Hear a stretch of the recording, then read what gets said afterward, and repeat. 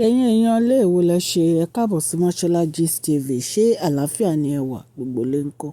Bí a ṣe gbọ́ o, ẹ̀yin ará ilé wọn ní Dr. Elizabeth àti Queen Naomi wọ́n ní wọ́n kan sára sí kábíyèsí nígbà tí kábíyèsí fáyà gbogbo àwọn security guards èyí tí wọ́n ń ṣiṣẹ́ fún um, kábíyèsí nínú palace.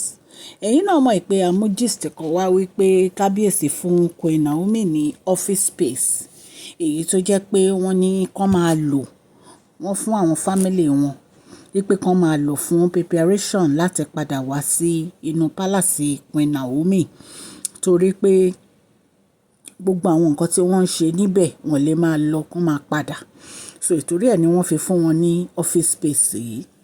Ṣùgbọ́n ìyàlẹ́nu ni ó jẹ́ nígbà tí wọ́n ní ṣe ni àwọn èèyàn kan lọ sí inú office space yìí o tí wọ́n lọ da gbogbo bẹ̀rù tán ba gbogbo nǹkan tó wà níbẹ̀ jẹ́ tán fọ́ gbogbo kọ̀ǹpútà tó wà níbẹ̀ mọ́lẹ̀.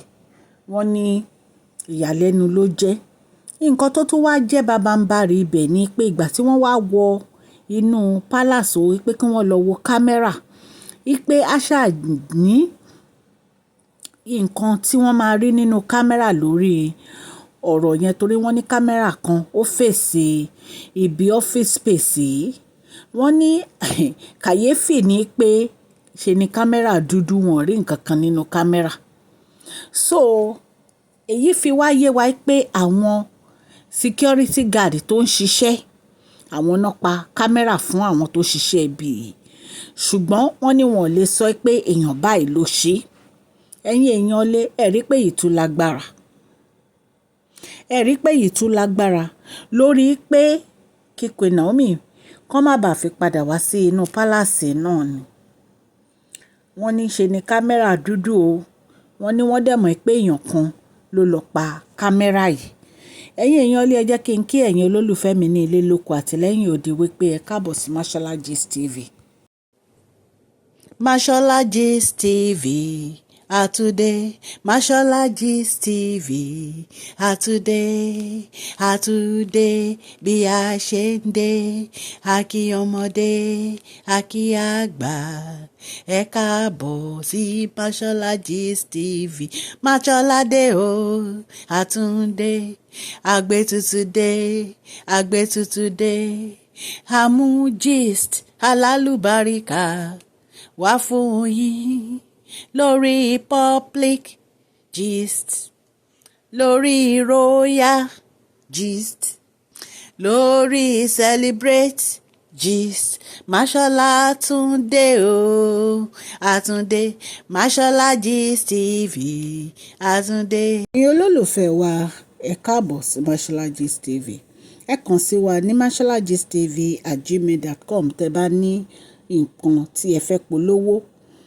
Ẹ̀yin èèyàn lé ó yà wá lẹ́nu nígbà tí a gbọ́ wípé kámẹ́rà ó dúdú wọ́n pa kámẹ́rà láti lọ ṣe iṣẹ́ ibi yìí.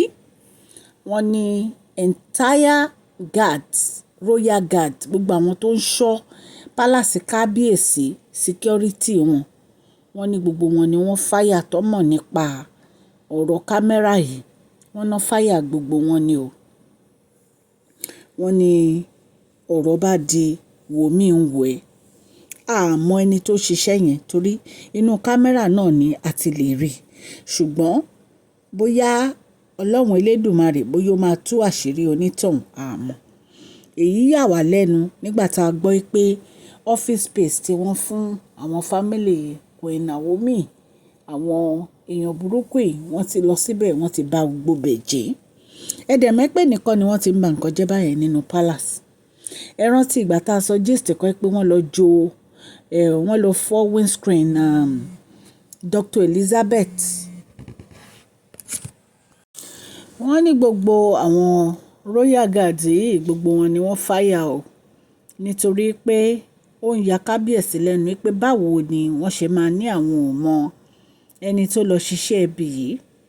Ìyẹn ní ẹlẹ́ẹ̀kejì ẹ̀wẹ̀ báwo ni fídíò báwo ló ṣe máa dúdú tí ò ní sí èèyàn kankan nínú ẹ̀ tí wọ́n rí. wọ́n ní ṣe ni fídíò yẹn blank bí ìgbà tó yẹ pé wọ́n pa á. So wọ́n ní nǹkan tí kábíyèsí ṣe ni pé wọ́n fáyà gbogbo wọn wípé bóyá nítorí iṣẹ́ tán ní kò ká wọn lára ni wọ́n fi ń gbà láti máa ṣe ìwà burúkú nínú palace àwọn. Wọ́n ní wọ́n ti fáyà gbogbo wọn. Gist la gbọ́ la ní ká mú wá fún yín. Ẹ dẹ̀ mọ̀ pé gbogbo àwọn kíní tí ń ṣẹlẹ̀ tipẹ́tipẹ́ kábíyèsí ò kàn fura ni. Aṣọ ti mọ́tò Dr. Lizzy èyí tí wọ́n lọ fọ́ kíní mirror wọn. Mọ́tò yẹn kábíyèsí dẹ̀ ṣẹ̀ra fún wọn ní brand new car ni. Wọ́n tún ní wọ́n yọ bírèkì náà. Wọ́n ní there was a day tí wọ́n lọ tí wọ́n gbé mọ́tò kúrò nínú palace tí wọ́n lọ. Wọ́n ní bí mọ́tò wọn bó ṣe lọ wọ inú gòtò nìyẹn. Wọ́n náà lọ yọ bírèkì. Inú palace kábíyèsí náà láti gbọ́ tí gbogbo ẹ̀ ṣẹlẹ̀. So ẹni kọ́ ni wọ́n ti ń ṣiṣẹ́ ibi yìí ṣùgbọ́n ẹni tó ṣiṣẹ́ yẹn Ọlọ́run á mọ̀. Ọlọ́run á jẹ́ kán rí ẹni tó ṣiṣẹ́ ibi yẹn tó lọ da ọ́fíìsì tí kábíyèsí fún Queen Naomi rú tó lọ bá gbogbo ẹ̀ jẹ́. Ọlọ́run á jẹ́ kí wọ́n rí mú. Because èmi ò mọ nǹkan tó le tó báyìí. Kí ló dé? Nítorí pé Queen Naomi ń padà bọ̀ wá nínú palace ní gbogbo ìjà yìí.